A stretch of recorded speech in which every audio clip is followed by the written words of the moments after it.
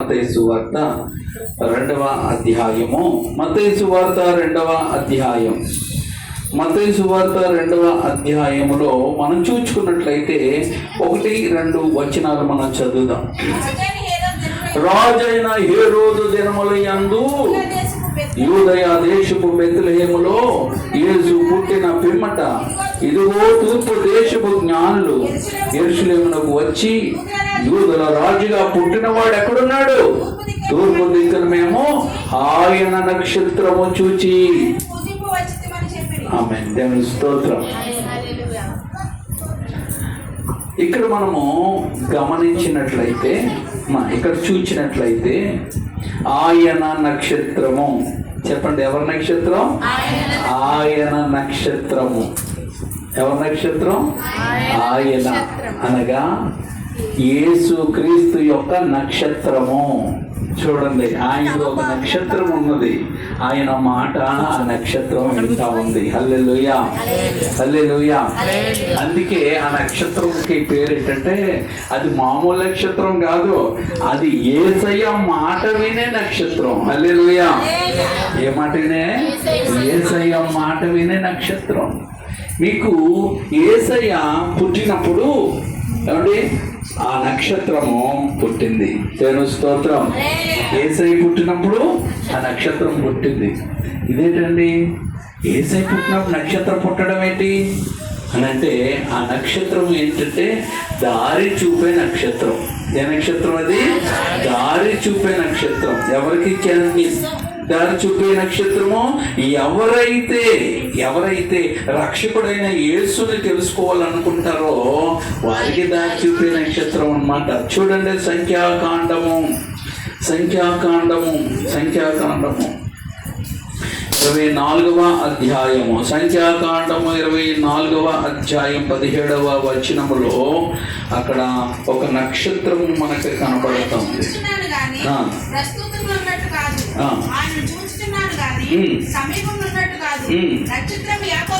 అది నక్షత్రము యాకోబులో ఉదయిస్తుందని. చాలండి, నక్షత్రము యాకోబులో ఉదయిస్తుందని ఏమండి ఇక్కడ ప్రవచనము రాయబడ్డది. దేవుని స్తోత్రం. హల్లెలూయా, హల్లెలూయా. ఏమండి నక్షత్రం ఎక్కడ ఉదయిస్తుంది? ఈ ప్రవచనం చెప్పిన వాళ్ళు ఎవరో తెలుసా? బిలాము ద్వారా కూడా అన్యుడు. ఈ అన్యుడి ద్వారా కూడా దేవుడు తన కుమారుని యొక్క పుట్టుక కోసం చెప్పబడుతుంది. ఆయన ఎక్కడైతే పుడతాడో ఆ పుట్టినప్పుడు ఏం పుడుతుందట? నక్షత్రం పుడుతుందట. ఆ నక్షత్రం పుడుతుందని జ్ఞానులైన వాళ్ళందరూ కూడా ఏం చేస్తున్నారంటే కనిపెడతా ఉన్నారు. నక్షత్రం పుడితే మనకు ఒక రక్షకుడు పుడతాడని కనిపెడతా ఉన్నారు. అప్పుడు తూర్పు దిక్కున ఏం పుట్టింది? చుక్క. అందుకే అత్తమాను మన ఇంట్ల మీద అందరూ స్టార్లు పెట్టుకుంటుంటే ఎంతోమంది తెలియదు స్టార్లు ఎందుకు పెడుతున్నారండి, వీళ్ళు స్టార్లు ఎందుకు పెడుతున్నారంటే ఏమండి ఈ ఆ యేసు క్రీస్తు ప్రభువు ఏమండి ఆయన దేవుడు, ఆయన రక్షకుడు అని ఆయన పుట్టినప్పుడు ఆకాశంలో ఏం పుట్టింది? చుక్క. ఆ చుక్క ఏ చుక్క అనుకుంటున్నారు? నడిచే చుక్క. ఏ చుక్క? దారి చూపే చుక్క. ఏ చుక్క అండి అది? దారి చూపే చుక్క. ఈరోజు ఏమండి చాలా మంది దారి తప్పిపోతున్నారు.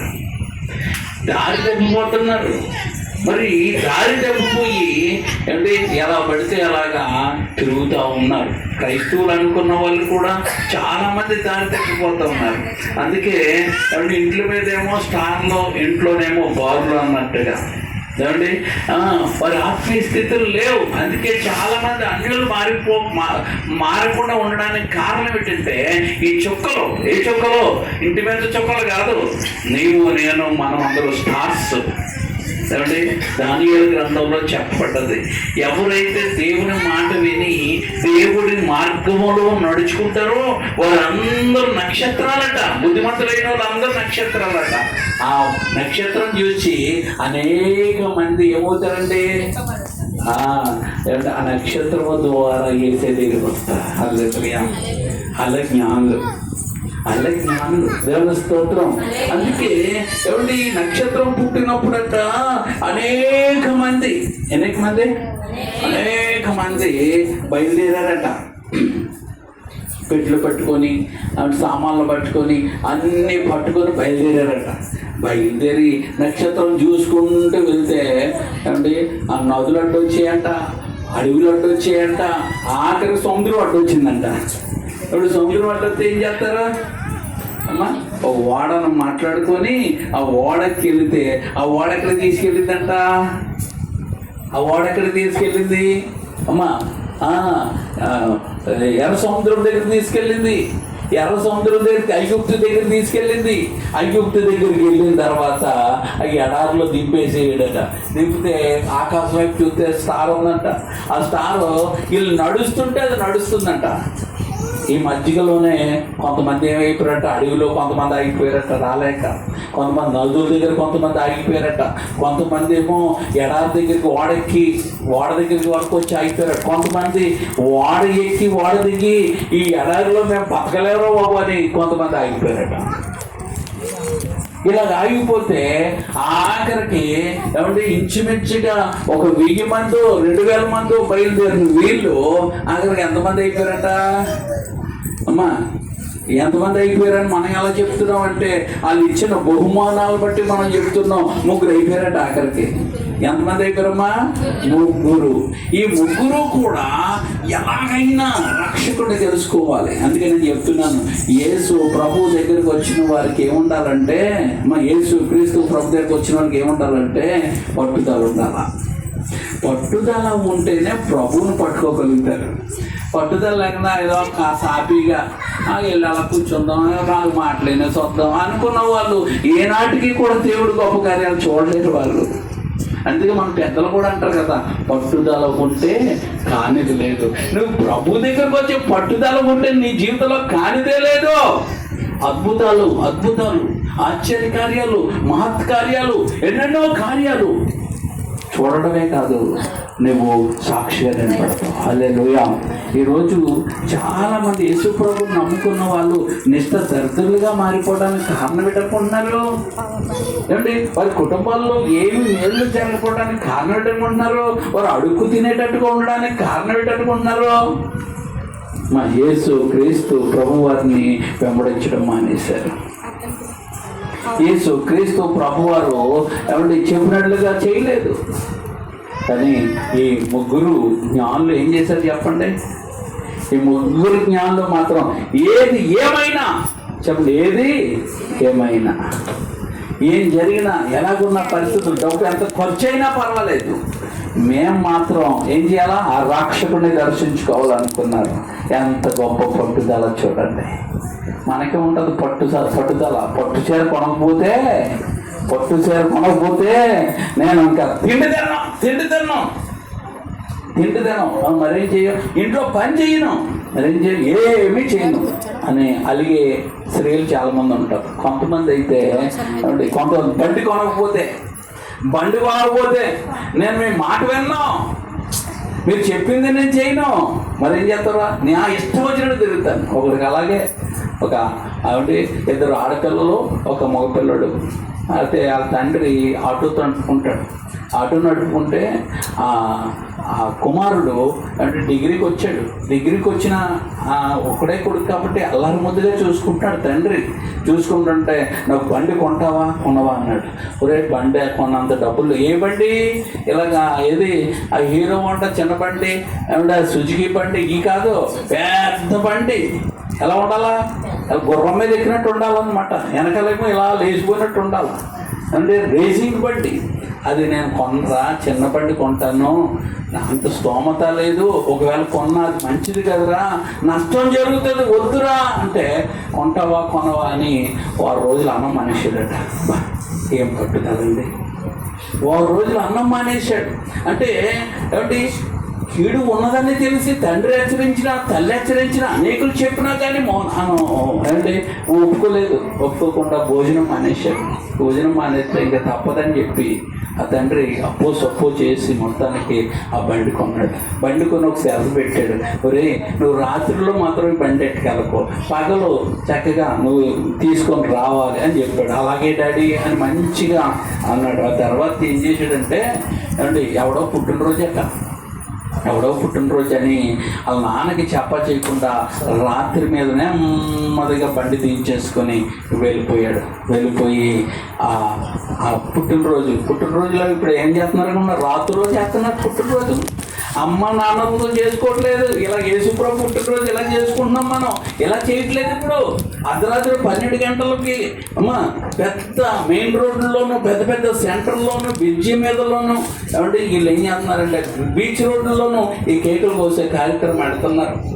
అక్కడ ఏం చేస్తున్నారంటే ఆ డ్రింకుల్లో మందు కలిపేసుకొని తాగేసి ఒకరినొకరు పొడుచుకునేటట్టుగా మారిపోతున్నారు.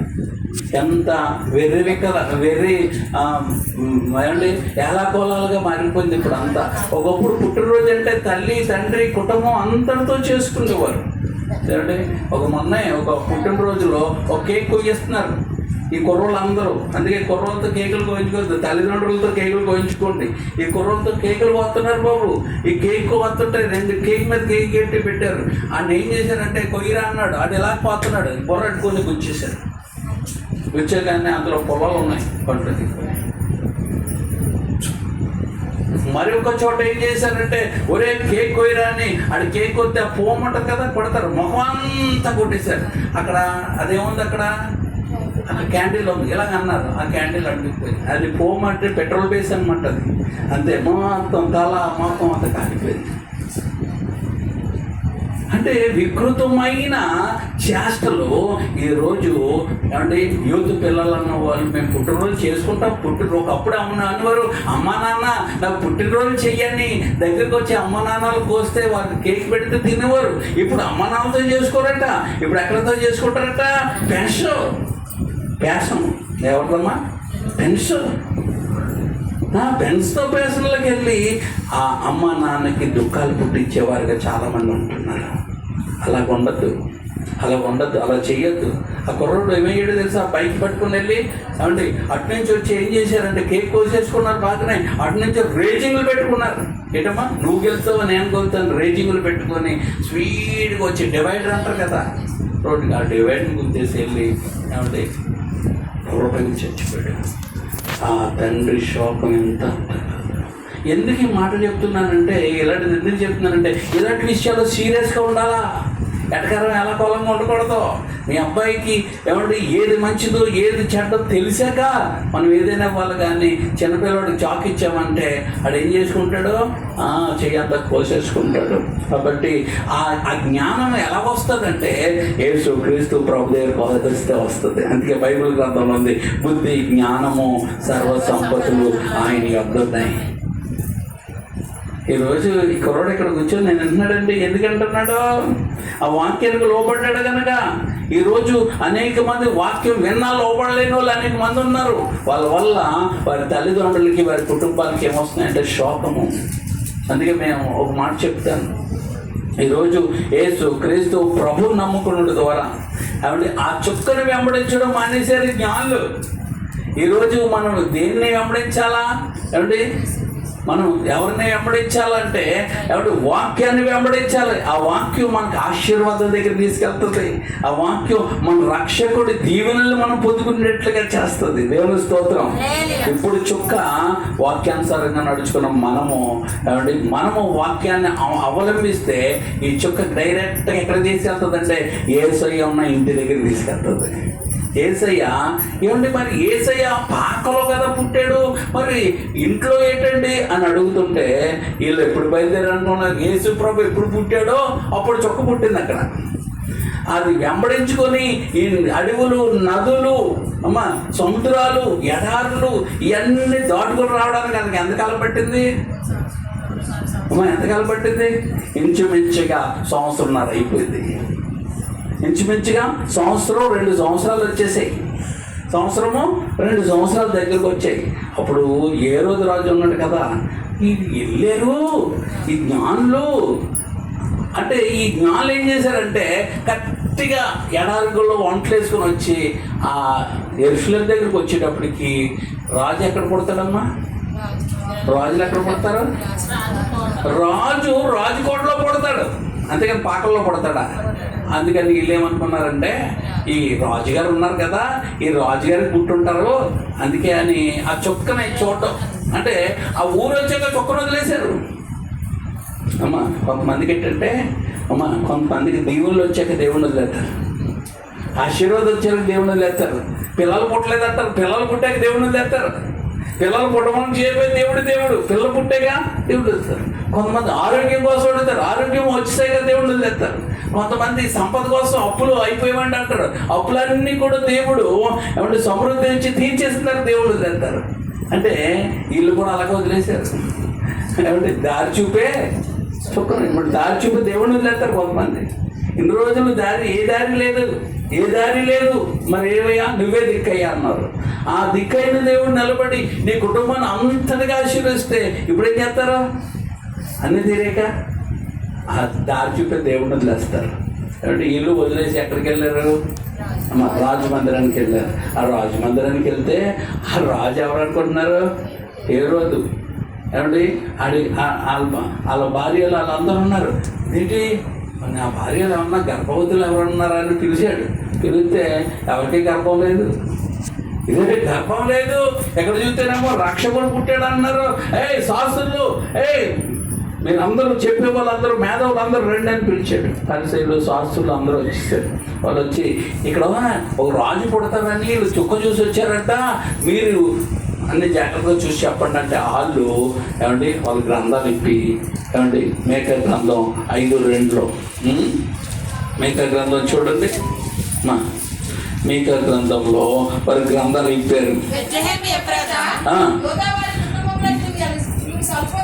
స్వల్ప గ్రామైన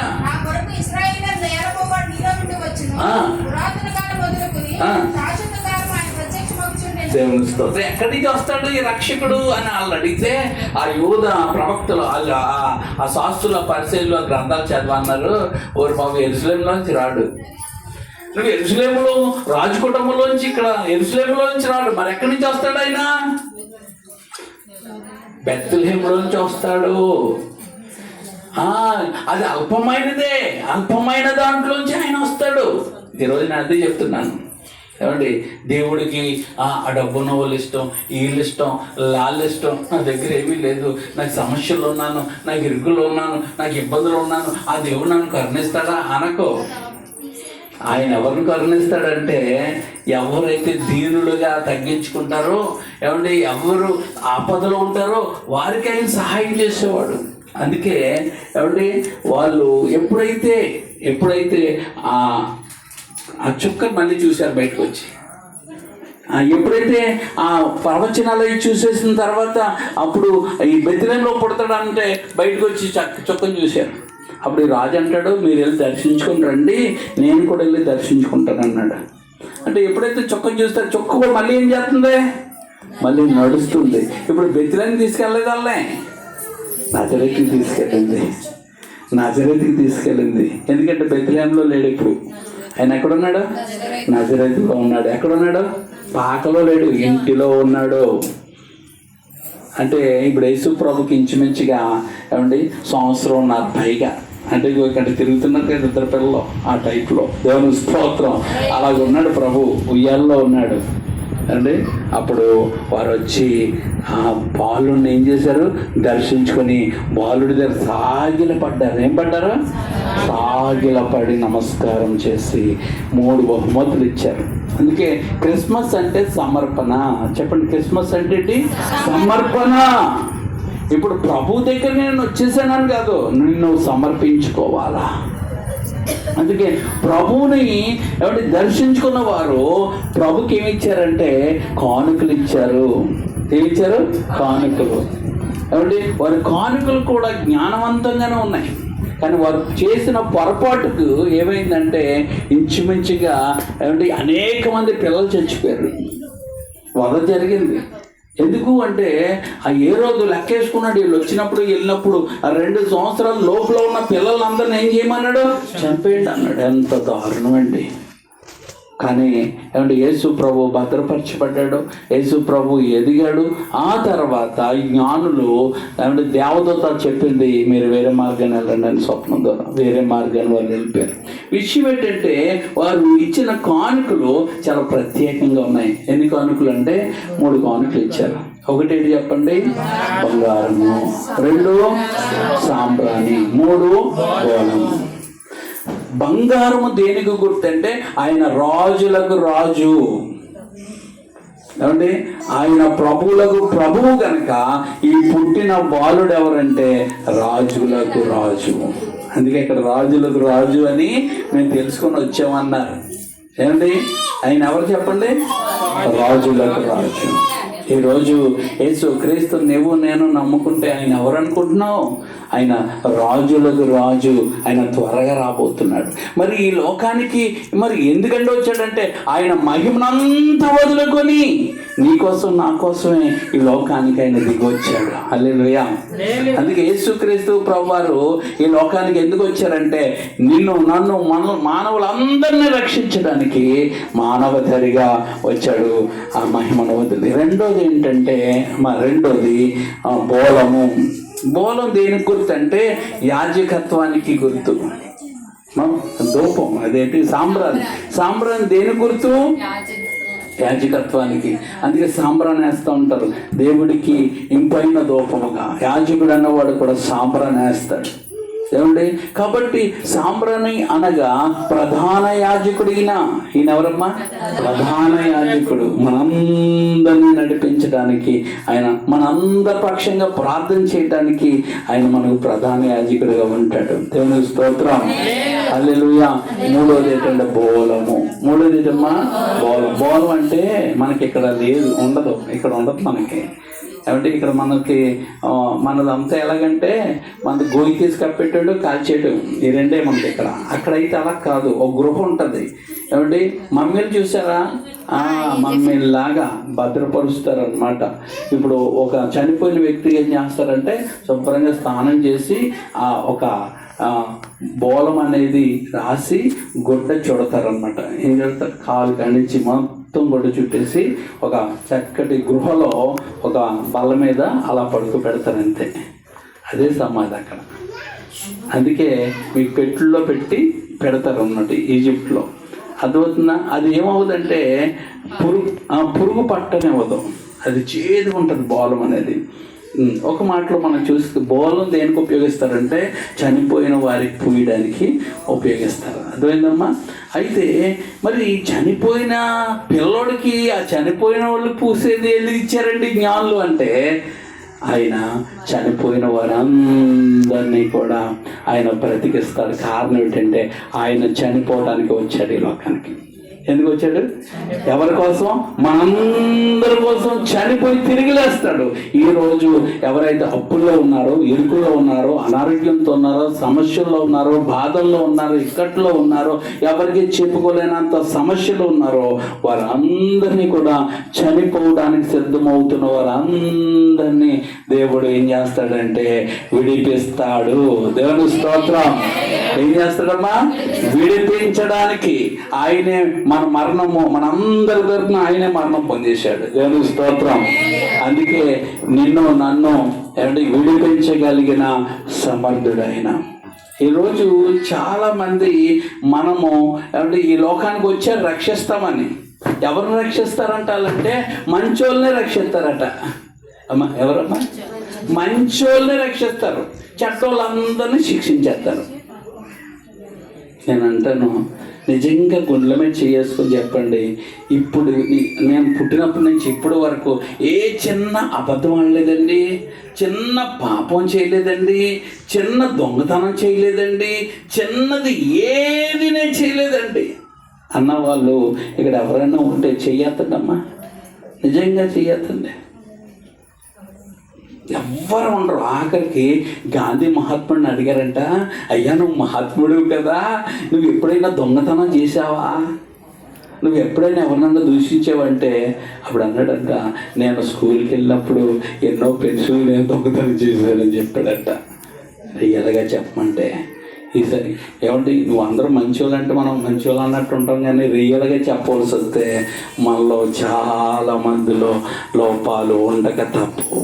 అందుకో భక్తుడు అంటాడు, మంచిదేది నాలో లేకుండినను నీ మంచితనమంతా చూపించినావు, మంచిదేది నాలో లేకుండినను నీ మంచితనమంతా ఇంతగా నన్నింతగా ప్రేమించితివే నా యేసయ్యా, నీకే స్తోత్రము, నా యేసయ్యా నీకే స్తోత్రము, నాలో ఏముందని కోరుకుంటివి, నీ సేవకై తీర్చుకుంటివి, నాలో ఏముందని కోరుకుంటివి, నీ సేవకై. తన ఘనతలు లేవే, బంధుబలము లేవే, తన ఘనతలు లేవే, ఎందుకంటే నీ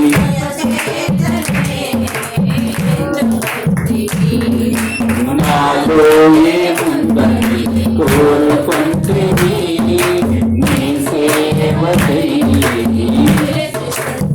దేవుని స్తోత్రం. అందరూ అన్నారు, నువ్వు మంచోడు అయితే నేను సాయం చేస్తాం, నీకు మంచోడు అయితే కాపాడుతాం, నువ్వు మంచోడు అయితే నేను దీవిస్తాం అన్నారు. కానీ యేసయ్య అన్నాడు, నేను మంచోళ్ళ కోసం రాలేదు, నేను పాపంతో ఉన్న వారి కోసం నేను వచ్చాను. వారిని నేను ఆదరిస్తాను, వారిని నేను క్షమిస్తాను, వారిని నా రక్తంతో వారిని కడుగుతాను, నా బిడ్డలుగా నేను వారిని చేసుకుంటాను, వాళ్ళు పవిత్రపరచుకుంటాను, వాళ్ళు బుద్ధిమంతులుగా మారుస్తాను, వారి జ్ఞానవంతులుగా మారుస్తాను, వారి అవసరాలన్నీ నేనే తీరుస్తాను అన్నాడు. హల్లెలూయా. అటువంటి దేవుడు ఎవరున్నారు? చెప్పలు కూడా దేవుడు మహిమపడతాం. అటువంటి దేవుడు ఎవరున్నారు?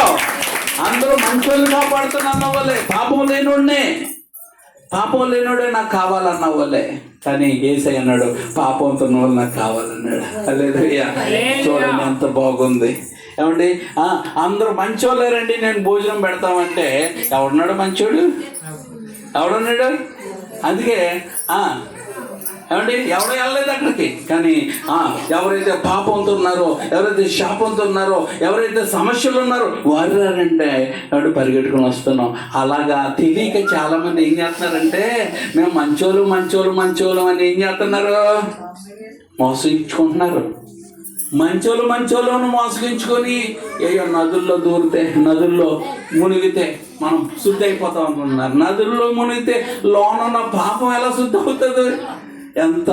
ఏమంటే మోసగించే మాటల్లో వెళ్ళిపోతున్నారు. నువ్వు నదుల్లోకి వెళ్ళినా, ఏమంటే పెద్ద గుట్టలెక్కి కొండలెక్కినా నీకు ఫలితం లేదు. కానీ నీ కోసం ప్రాణం పెట్టారు, రక్తం గార్చారు, చనిపోయారు, మూడోదైనా తిరిగి లేచాడు ఆయన నమ్మిన వారికి మేలు చేయడానికి ఆయన ఇష్టపడుతున్నాడు. అందుకే ఈరోజు నీవు నేను మనం ఇవ్వాల్సింది ఏంటంటే నీ హృదయం. అమ్మా జ్ఞానులు ఏమి ఇచ్చారమ్మా? బంగారము సాంబ్రాణి బోర్లు ఇచ్చారు, బహుమానం సమర్పణ చేసుకొని బహుమానం ఇచ్చారు. ఈరోజు నువ్వు కూడా దేవుడికి సమర్పణ చేసుకొని నీవు ఒక బహుమానం ఇవ్వాలి యేసయ్యకి. ఏది బహుమానం తెలుసా? నీ వెండి కాదు, నీ బంగారం కాదు, నీ ఇల్లు కాదు, నీ ఆస్తిపాస్తులు కాదు. మరి ఏంటి ఏమి ఇవ్వగలనండి పాస్టర్ గారు నేను అంటే నీ హృదయం కావాలి. చూడండి సామెతల గ్రంథం 23:26.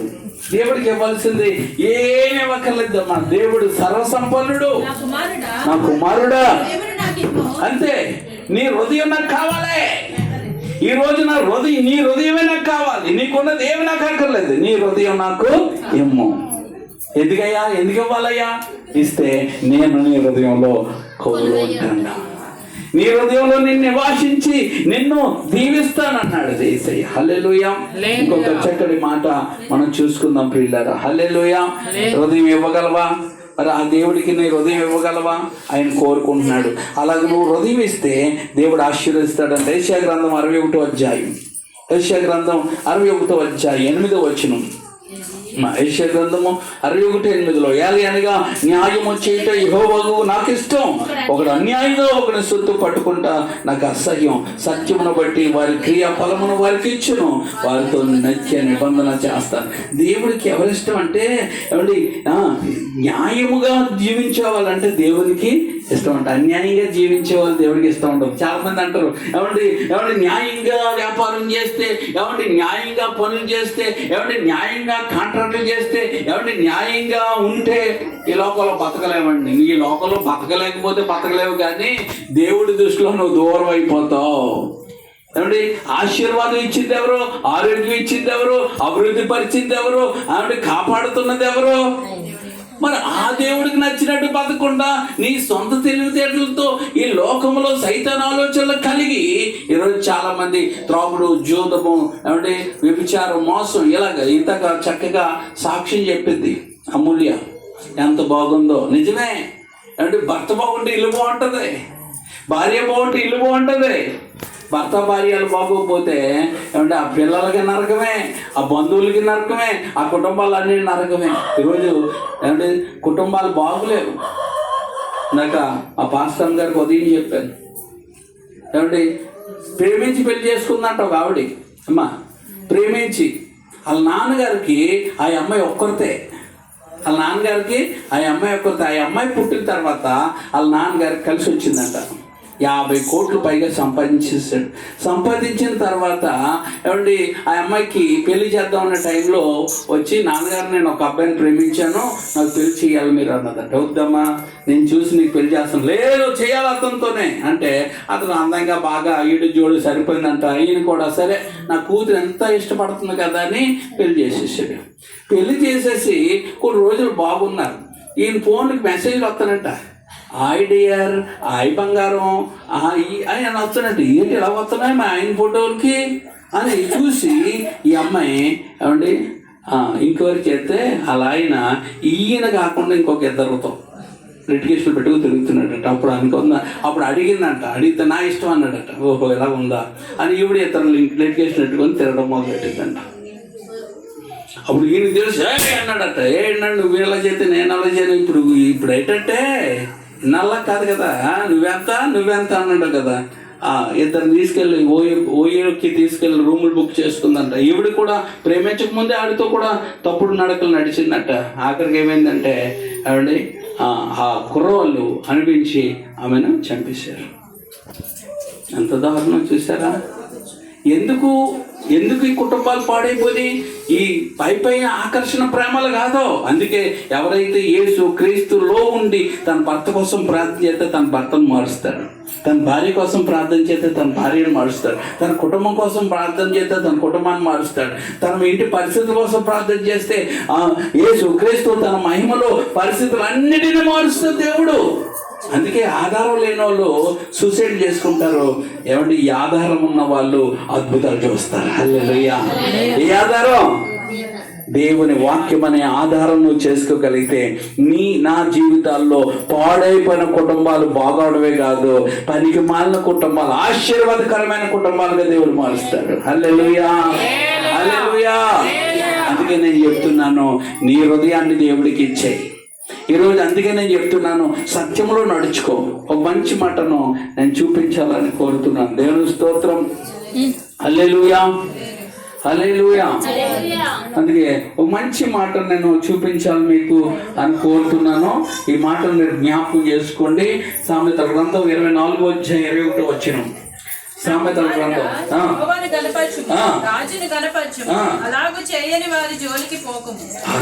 చూసారా, మనము ఏమున్నా ఏమి లేకపోయినా మనం చెయ్యవలసింది ఏంటంటే న్యాయంగా బ్రతకడం ఒకటి. రెండోది ఏంటంటే ఏమిటి, తండ్రి అయిన దేవుడిని నువ్వు గణపరచాలి. యేసు క్రీస్తు ప్రభువును నువ్వు గణపరచగలిగితేనంట ఏమండి దేవుడిని కార్యం చేస్తాడు. కొంతమంది చర్చకొస్తారు, వాక్యం వింటారు, అన్నీ ఉంటారు, దేవుడిని కనపరచరు, దేవుడిని మహిమపరచరు. ఇలా పరచలేను. అలాగా ఎవరైతే దేవుడికి విలువలేనట్టుగా బతుకుతూ ఉంటారో వారితో స్నేహం చేయొద్దు అన్నాడు. ఎందుకు చేయొద్దంటే వాళ్ళు కొన్ని రోజులు కనపడరట్టాను. ఏం కన్నా ఎవరు వాళ్ళు కొన్ని రోజులు ఎవరు దేవుడిని గణపరచలేని వారు, దేవుడికి అవకాశం ఉన్నారు, దేవుడి ఆశీర్వాదాలు పొందుకొని దేవుణ్ణి మహిమ పరచకపోతే, దేవుడితో నడవకపోతే, దేవుడి కొరకు పని చేయకపోతే, దేవుడి కొరకు వాడబడకపోతే, దేవుడి కొరకు ఖర్చు చేయకపోతే వారు ఏమవుతారు అంటే అలటవుతారు. నువ్వు ఎలాగ బాబు డేంజర్ అయిపోతావు అంటున్నాడు వాక్యం.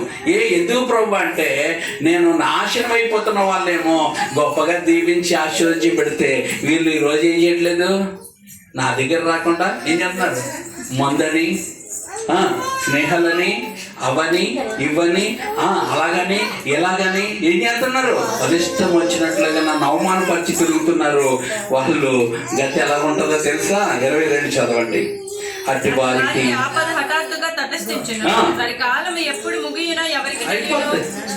అయిపోద్ది. ఆ కిరణ్ అమ్మా, రవి కిరణ్ ఎవరు, మేరన్న అబ్బాయి ఎన్ని రోజులు దేవుడు మాటలు విన్నాడమ్మా.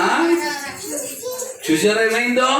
దేవుడు అతనికి ఆరోగ్యం ఇచ్చాడు, ఆయుష్ ఇచ్చాడు, బలం ఇచ్చాడు, సమయం ఇచ్చాడు, డబ్బు ఇచ్చాడు, చాలా చక్కగా ఉన్నాడు. కానీ బుద్ధి మాత్రం వంకరకి వెళ్ళిపోయింది, ఇంకెక్కువైపోయింది. దేవుడు ఇంకా అయిపోయింది. చూసారా? అప్పుడు ఏం చేయట్లేదు, యెహోవాను కనపరచటం లేదు, రాజు యేసుక్రీస్తు ప్రభువుని కనపరచట్లేదు. మరి ఏం చేస్తున్నాడు? అవమానపరిచేటట్టుగా ఉన్నాడు. అలాంటి జోలికి నువ్వు వెళ్ళకరా నా కుమారుడా, నా కుమార్తె అలాంటి జోలికి వెళ్ళకో, వెళితే వాళ్ళు హఠాత్తుగా మాయమైపోతారు చూడు అన్నాడు. అంటే వాళ్ళని చంపేయడానికి ఒకడు ఉన్నాడు. ఎవడాడు? సైతం గాడు.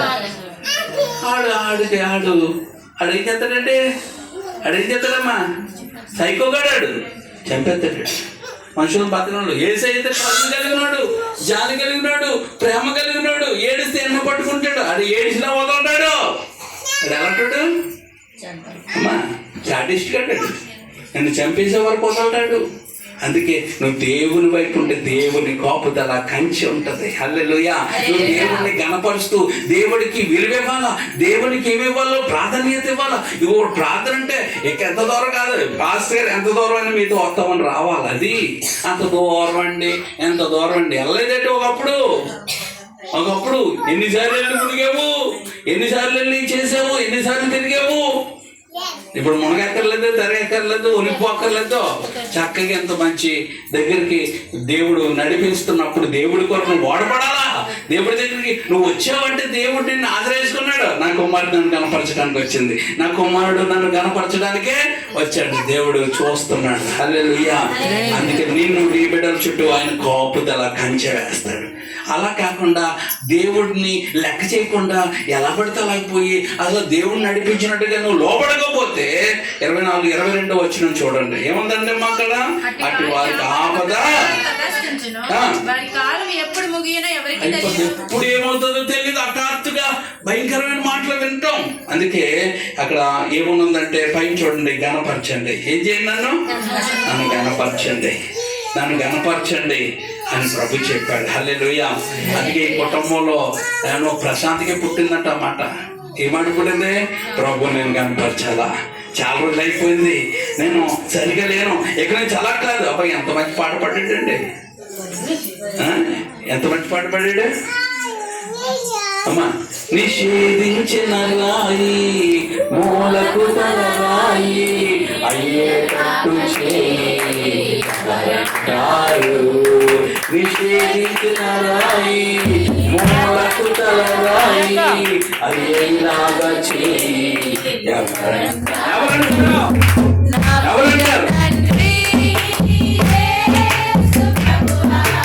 నా ప్రియ తండ్రి